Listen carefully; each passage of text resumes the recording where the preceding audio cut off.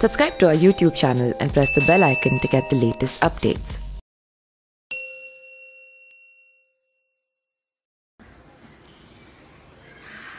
Hi, I'm back in my normal life.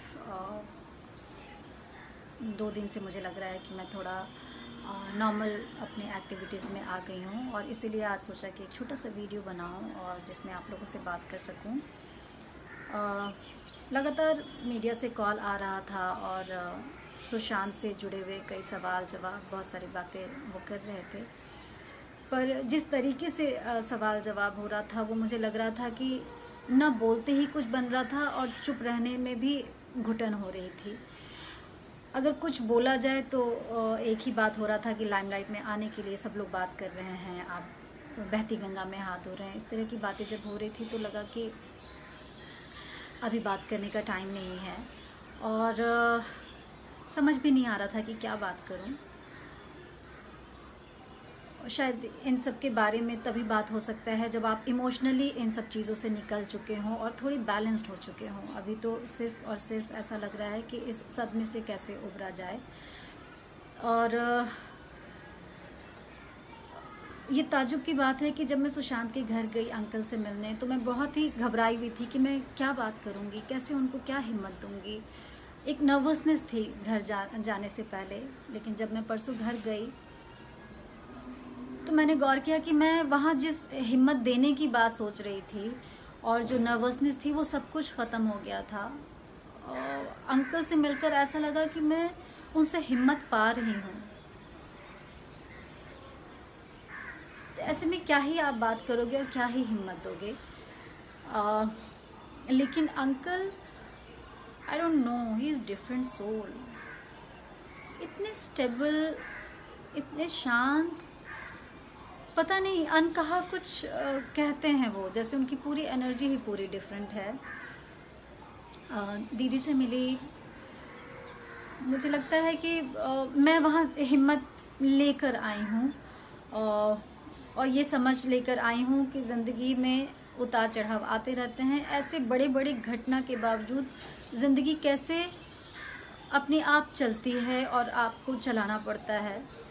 और uncle को देखकर सच में अंदर से कुछ चेंज हुआ है और मैं नॉर्मल लाइफ में काफ़ी स्ट्रांग फील कर रही हूँ। मुझे लग रहा है मैं बीच में काफ़ी वीक फील कर रही थी कि मैं जो मुझे लगता है जो मैं हूँ वो मैं नहीं हूँ, ऐसे वाली फीलिंग आई थी। बट आई एम बैक और मैं वहाँ सिर्फ एक ही शब्द कह पाई। मुझे लगता है कि सिर्फ इतना ही कि अंकल, मैं हमेशा पटना आती हूँ और मैं जब भी आऊँगी आपसे मिलने आऊँगी।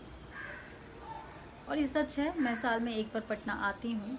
मुझे अपने घर, अपने परिवार से मिलने के लिए, यहाँ मुझे एक अलग एनर्जी लेने के लिए मैं यहाँ आती ही रहती हूँ। तो I know now whenever I will come I will meet uncle.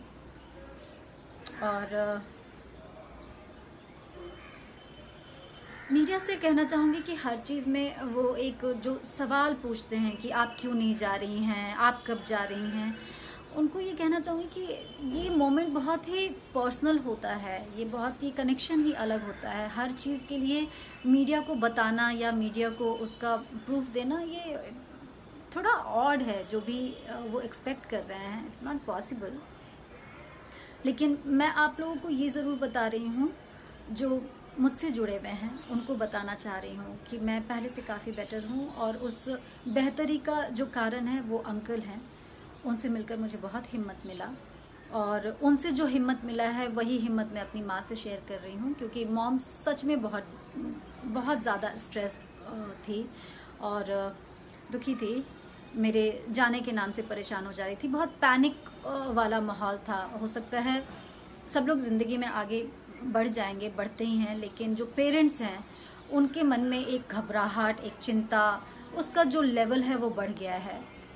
तो हम लोगों ने ये फील किया कि जो बीच में प्रॉब्लम है वो है कम्युनिकेशन।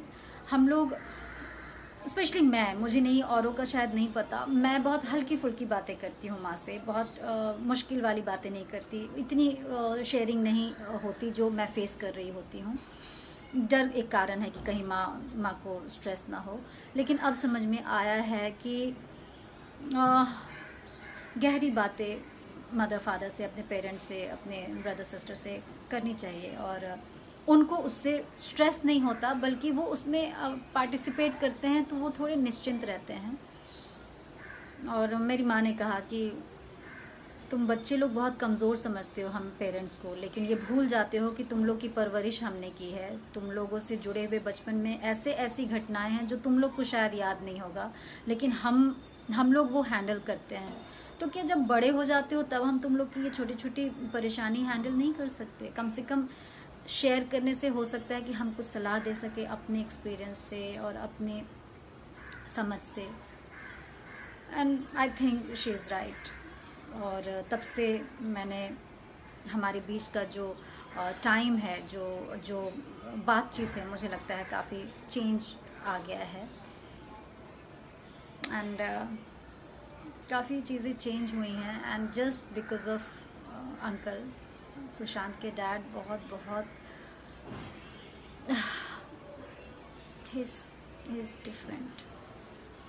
वो जो पेन है और जो उनकी अनकही जो एक एनर्जी बातें हैं, वो बिल्कुल आपको एनर्जी से जीवन में होपफुल करके भर देती हैं। आपको वो निराश नहीं करते, बल्कि आपको पॉजिटिविटी देते हैं, पता नहीं कैसे। मैं बस प्रे कर रही हूँ कि उनकी हिम्मत ऐसे ही बढ़ती रहे और वो दूसरों को ऐसी हिम्मत देते रहें। भगवान बस, मे बी भगवान का आशीर्वाद उनके साथ है, और वही वो एनर्जी शायद सबको स्प्रेड कर रहे हैं। एंड आई विश सुशांत के केस में जस्टिस हो। बस मैं ये प्रे कर रही हूँ। मुझे लगता है ही इज़ वॉचिंग एवरीथिंग, और जो भी होगा बहुत बहुत करेक्ट होगा। Thank you uncle, thank you so much.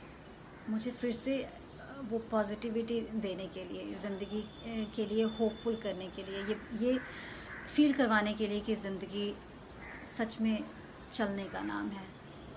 ज़िंदगी में बहुत कुछ होता है, बहुत ऐसी घटनाएं, दुर्घटनाएं होते हैं, पर आप रुक नहीं सकते, आपको बढ़ना होगा।